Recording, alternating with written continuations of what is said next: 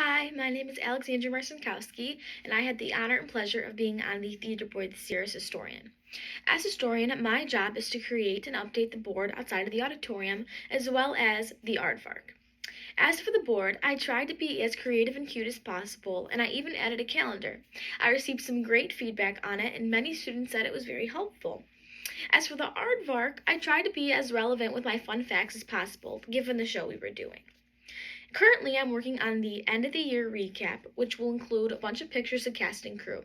One of my goals for next year is to increase the numbers in theater, so hopefully, as students are walking by, it may spike their interest.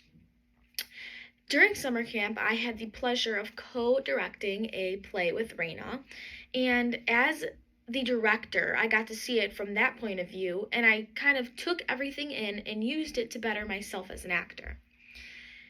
Historian is great, but another job I think I would excel in is treasurer. An idea I have for next year is to do lunch sales during school hours.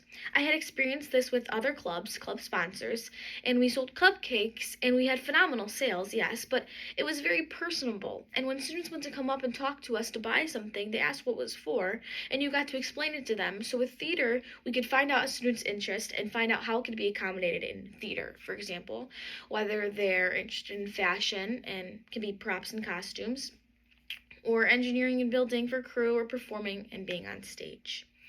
I demonstrate a positive communication with anyone I ever talk to, whether that's my sponsors, directors, fellow cast and crew members, or my fellow board members. I try to be as transparent and honest as possible on a day-to-day basis, and I approach any situation with kindness and encouragement.